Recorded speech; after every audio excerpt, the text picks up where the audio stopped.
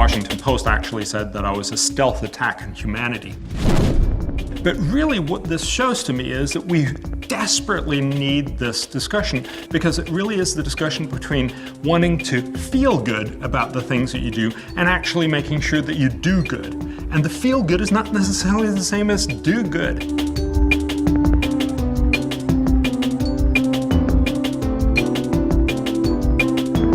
I run the Copenhagen Consensus Center, where we try to prioritize some of the world's biggest problems.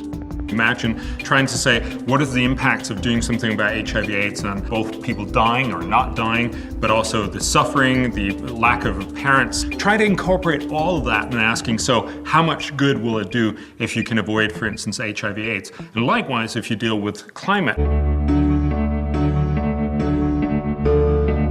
I read an interview with an American economist saying things are getting better environmentally, and my immediate reaction was, right-wing American propaganda.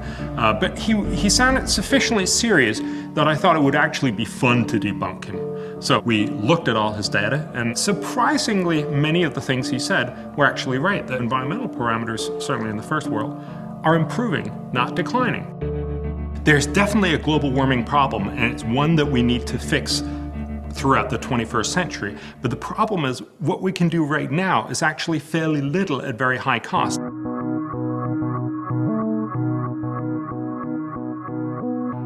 In Denmark, we put up a lot of windmills in the 80s and 90s, and we felt incredibly good about ourselves. They were all inefficient. And now we've had to cut all of them down and put up new efficient windmills. And I'm simply saying, maybe we shouldn't put up the inefficient ones and just wait until they were efficient, and then we would do the whole thing.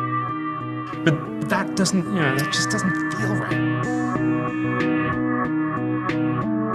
We asked some of the world's top economists, what are the best places where you can invest money and do good for mankind? What they told us was prevent HIV/AIDS, prevent micronutrient malnutrition, ensure free trade, and make sure you combat malaria. Those are the 4 best things to do, where for every dollar you spend, you do somewhere between $10 and $40 worth of social good. It's a question of saying, did we invest wisely, smartly, actually helping our kids and grandkids, the Chinese and the Indians, an enormous amount? Or did we invest in something that was the topic of the day, but actually only did a little good?